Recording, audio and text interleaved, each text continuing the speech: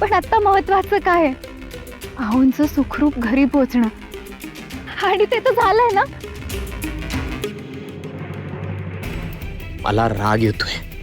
त्या सखूने पुन्हा फसगत केली माझी, खोटारडेपणा केला. मला मरायला सोडून ती पळून गेली. या माणिकचा राग यायचा मला, पण शेवटी हिनंच वाचवलं मला.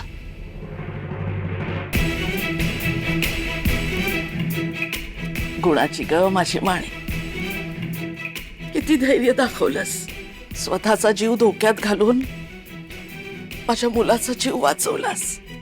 हो सासूबाई, सावकारांच्या जीवापुढे माझ्या जीवाचं काय मोल? मी माझं कर्तव्य केलं. बघ बघ दिगू, माझी निवड कधी चुकायची नाही. किती रागराग करायचास तू हिचा, पण आज याच माणिकमुळे तुझा जीव वाचला. हो, कामगिरी मात्र मोठीच केली आहे माणिकने. पण साप चावायला तुम्ही दोघे गेला होतात कुठे?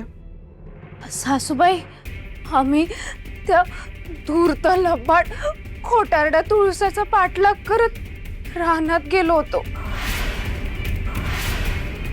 अगो बाई, ती मेली कशाला मरायला गेली ती रानात? लपून छपून वडाची पूजा करायला. त्या खोटारड्या तुळसाचं लग्न झालंय, आणि तुम्ही विनू भाऊजींशी तिचं लग्न लावायला निघाला होतात. अगं मरू दे त्या तुळसाला. आपल्याला काय करायचंय? असं कसं मरू दे रमाई? अजिबात दुर्लक्ष करून चालणार नाही, कारण आपली घोर फसवणूक होती. हे प्रकरण भयंकर मोठं आहे, साधी सुधी घटना नाहीये ही. तुम्ही तुळसा तुळसा करताय, पण ती तुळसा नाहीये.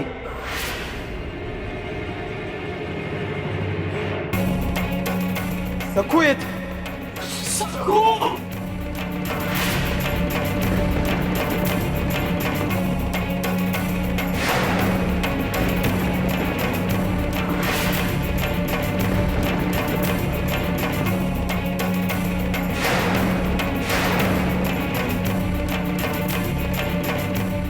अगं बाई, कळलंच सगळ्यांना.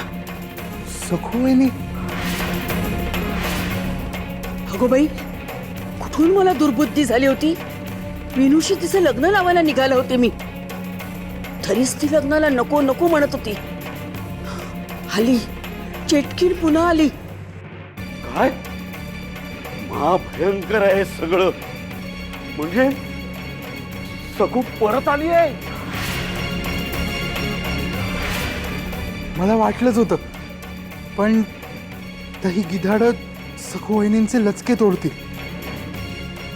मग आता काय करायचं? तिला घरात ठेवायचं? कशीही असली तरी ती गुप्तधनाची किल्ली आहे. मला पुढचा डाव सावधपणे टाकावा लागेल. त्या सखूला बघून तर माझ्या डोक्याचा भडकाच उडाला होता. पतिव्रतेचं सोंग घेऊन नवऱ्याला संपवायला आलेली काही दाक्षिण्य ती.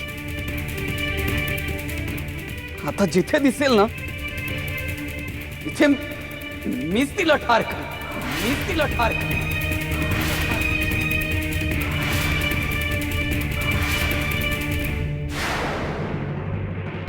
वटराजा, तुझाच आशीर्वाद. देवी आई, तूच माझं सौभाग्य वाचवलंस ग. जित्रे, तुला माहितीये, आहोंना मी सखू आहे हे कळल्यावर त्यांचा खूप उद्रेक झाला होता ग.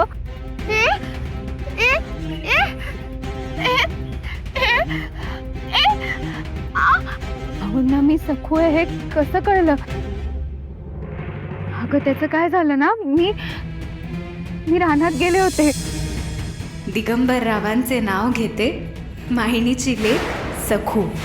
खबरदार! माझा सखू या नावाशी दूर दूरचा संबंध नाहीये.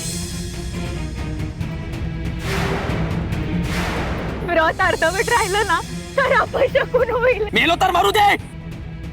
साप!